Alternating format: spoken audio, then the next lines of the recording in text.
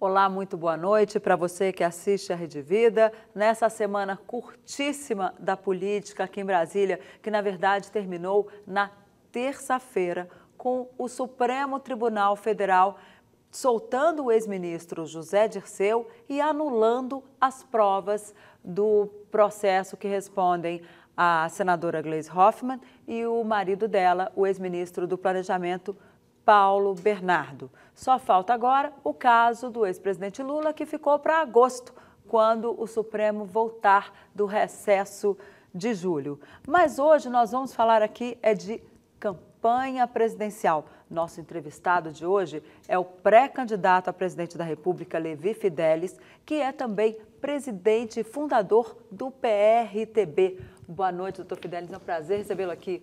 Muito boa noite, Denise, Trindade, a todos, né? Volto aqui uma vez mais, eu creio que é a terceira vez, né? E estamos aí dispostos a mais um pleito. E este pleito, eu tenho a impressão que o país está pegando fogo, como você disse já no início, né? Soltando como estão esses meninos do Supremo Tribunal, pessoas que lá já estavam engaulados. Tenho a impressão que essa questão de agosto também nós temos que lembrar que é um momento crucial onde também o Jair Bolsonaro será julgado. Então, não sei se foi um peso que colocaram para que a sociedade analise. Ou os dois vão se candidatar ou os dois serão processados.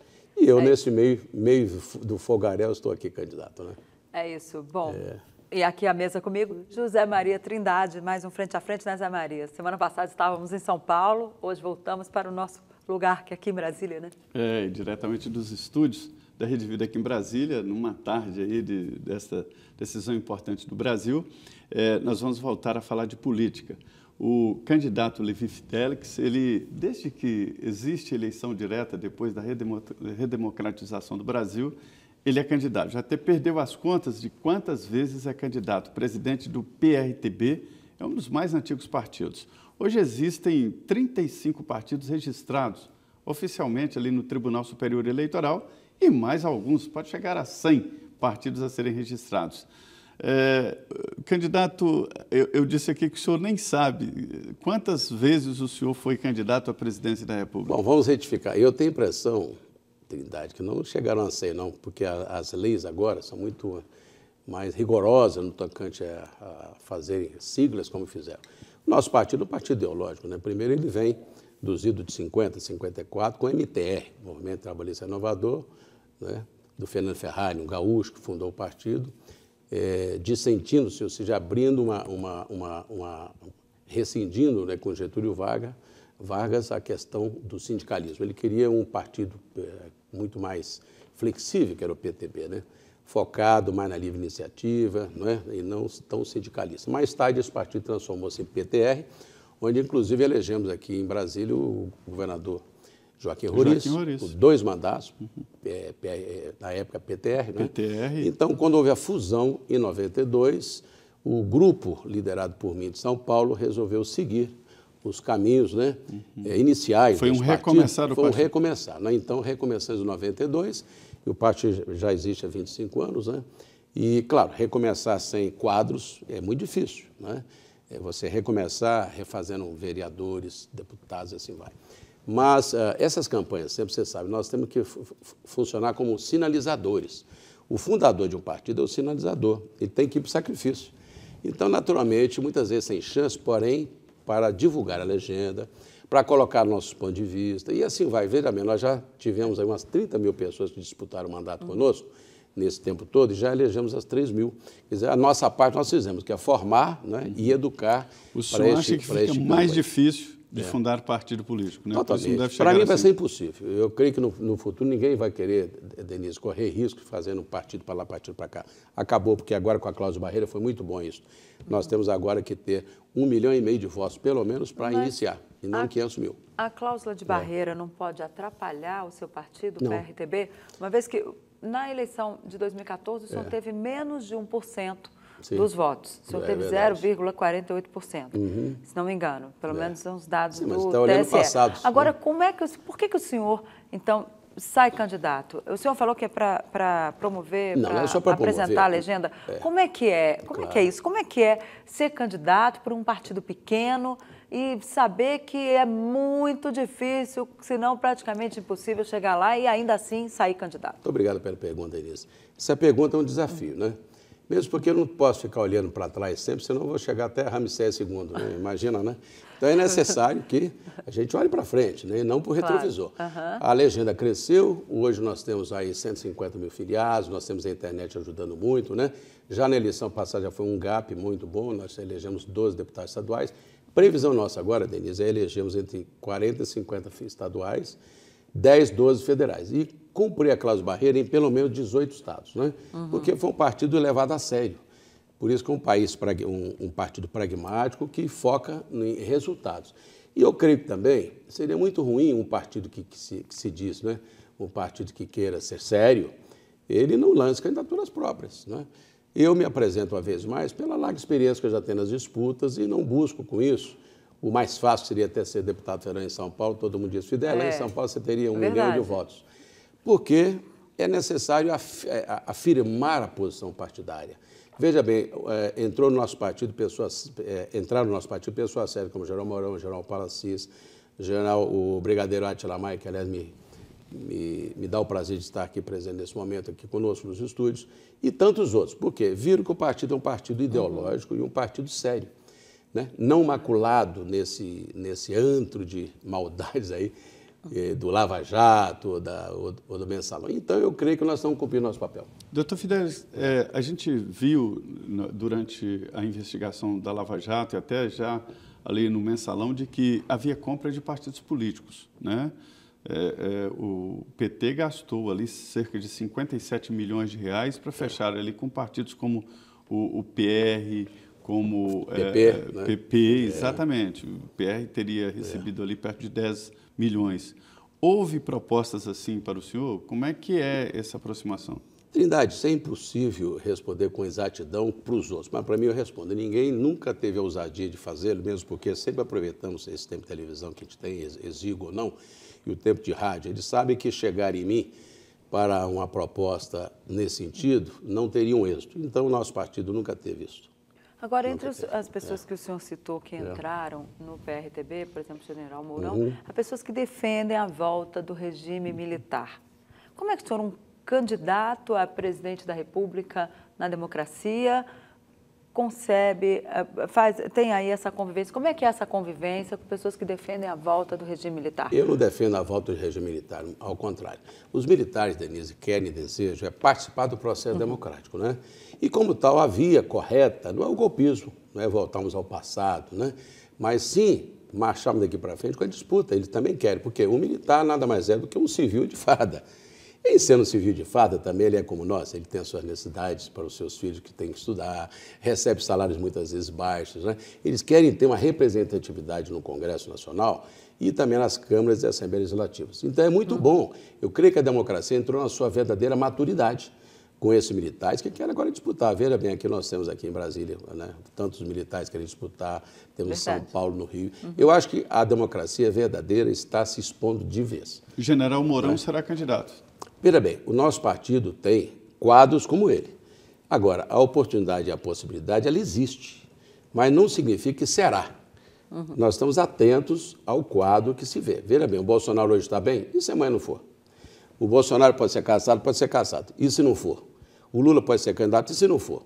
Nós estamos para tudo. Por enquanto, o PRTB tem o Levi Fidelis como candidato, e sou para ir até o final. Mas a gente tem aí também a possibilidade, de repente eu sou o vice dele, ou ele ser meu vice. Essas possibilidades nós vamos defini-las não é o na Senado convenção. que seria candidato? Não, nunca foi. O General Mourão? Sim. Não, ele entrou no PRTB para se candidatar-se para um cargo majoritário presidencial, não é? Se essa possibilidade virar, vamos ver com o tempo. É isso que estou exatamente dizendo. Já admite a possibilidade? Sim, eu posso até ceder lugar para ele. Qual o problema? Muito pelo contrário, né? Acho que ele pode muito bem conceber um campo de aliança muito mais favorável do que eu, por exemplo, né? Eu, quem sabe, já dei o meu limite.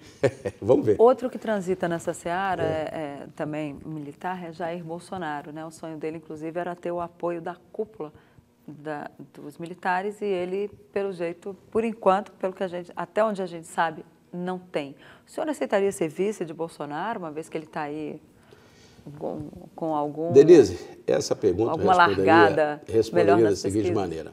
Nós concebemos que ele é um candidato viável hoje, sim, porém eu tenho divergências profundas, especialmente no campo econômico, ou seja, o país não pode conceber, eu que sou um nacionalista e que quero um livre mercado, porém, e o Estado também tem que ter momentos de intervenção, eu posso conceber exatamente que esse mercado que quer, o Deus mercado, como estava até conversando eu e Trindade, possa hoje, nas palavras do Paulo Guedes, que é o seu mentor intelectual neste campo, prosseguir como hoje. Querem, né? Ou seja, esse monetarismo do Meirelles levou o Brasil a um cadafalso espetacular, 700 bilhões a gente paga por ano de juros.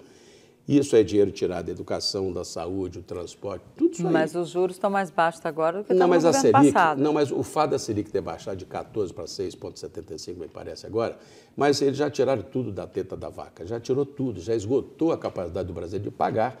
Porém, nós já pagamos quase 10 trilhões nos últimos anos e isso que aí está, ainda temos que pagar. Eu creio que, em sendo candidato hoje, pré-candidato hoje, mas sendo presidente um dia, eu lhe diria o seguinte, especialmente agora em 2018, eu diria o seguinte, o primeiro ato meu será fazer uma auditoria nessa dívida. Eu quero saber a quem nós devemos, quanto devemos de verdade e quanto vamos pagar. Senão você não tem essa contabilidade, você não pode fazer nada, né? Agora, a economia do país depende de credibilidade internacional, um emaranhado de normas e principalmente... Aliás, a economia só existe porque existe a credibilidade. O dia que não houver a credibilidade... Mas o Brasil tem 381 bilhões, Trindade, de hoje de reservas, não pode dizer que o Brasil está quebrado. Ele está com problemas internos, né? A dívida está grave e crescendo e o buraco pode se aprofundar porque a arrecadação está menor do que... Não, a máquina é pesada, mas os juros são muito mais. Veja bem, se você coloca o Brasil... Eu estava na campanha de 2014, quando a Dilma ainda era presidente, eu dizia, o Brasil já está quebrado. E, na época, o Brasil devia 2 trilhões e 480. Hoje já chega a 5, e quantos nós já pagamos? O problema todo é esse monetarismo do Meirelles. Mas você acha que o Brasil está quebrado ou não? Está quebrado, mas porque se nós insistirmos, pior ainda, nós vamos ficar dependentes de muito mais coisas. Veja bem, se não mudarmos o foco hoje para uma política desenvolvimentista, onde o setor da agricultura, do comércio, né, do serviço, da indústria possa realmente ter, digamos, as suas vantagens para produzir e pagar impostos, só fica o banco tirando. É necessário mudarmos este modelo implacável, né, de empobrecimento nacional. E por que o modelo eleitoral no Brasil é tão difícil? O senhor está dizendo aí que as outras disputas não devem ser contadas porque eram disputas desequilibradas. Nós estávamos até falando sobre isso há pouco. Veja bem, na campanha passada eu tinha 55 segundos de televisão, não é?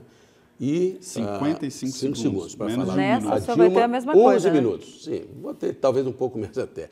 A Dilma, 11 minutos, o Aécio, 8. Eu investi, ou seja, o partido investiu 350 mil reais, a Dilma 350 milhões de reais. Eu fazia 100 mil santinhos, por exemplo, eu fazia 100 milhões. E ela tinha da máquina, tinha um Bolsa Família e mais a estrutura de partidos aliados. Ora, entrar realmente com um risco grande. Mesmo assim, eu tive, com todo esse pequeno esforço financeiro, praticamente 500 mil de votos. Eu fiz um cálculo, se nós tivéssemos aplicado, por exemplo, em vez de 500 mil reais, 5 milhões, se você multiplicar, eu teria 5 milhões de votos. Se eu tivesse colocado 50 milhões de votos. Ora, então eu seria presidente da República, a Dilma só teve 34. Você viu que é tudo questão de investimento? E aquele dinheiro que ela investiu era podre, né? Dinheiro da Odebrecht, dinheiro da OAS, dinheiro do Petrolão. Pelo amor de Deus, está aí. Né? O dinheiro que o senhor gastou foi do fundo? Sim, do partidário? Do fundo partidário, pouco recurso que eu coloquei. Você teve 467 mil, né? 466.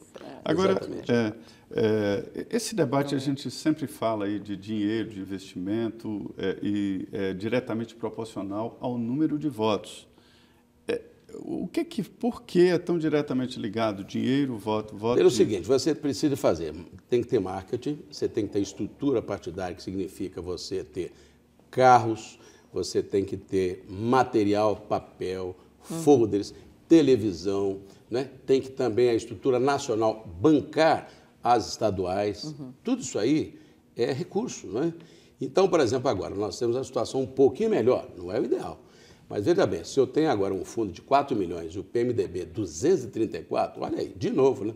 7-0 para eles. Eu tenho que recomeçar do zero e correr atrás. Então, continua essa injustiça. Agora nós temos uma vantagem, né? Neste momento, as empresas do passado que deram tanto dinheiro não estão mais aí, estão todos presos. Pelo menos o dinheiro da propina não está, já é uma grande vantagem. Eu creio que nessa campanha, se cuidarmos bem, estamos muito bem estruturados, nós podemos realmente, como sou um candidato que não tem mácula sobre meu nome, sobre meu partido, a população então começa a ver a diferença. Olha, esse partido aqui é menor, mas é probo, correto, tem boas ideias. E o outro lá? Olha, o Meirelles está aí atrás da JBS, ele que fez o banco original, essa propina toda passou por quem? Por ele também. Não passou só pelo Joézer, passou pelo Meirelles, está lá envolvido. O Alckmin tem aquela questão toda em São Paulo, Rodoanel, trem-salão, também está com problema. Não é? Então, cada candidato tem o seu histórico. Eu não tenho histórico de mácula nenhuma. Perfeito. É uma vantagem.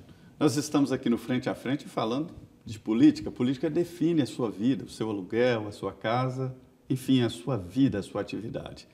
Hoje aqui, o pré-candidato à presidência da República, Levi Fidelix, ele sempre disputa e diz que marca presença exatamente para fazer o partido ser discutido e repercutir nacionalmente.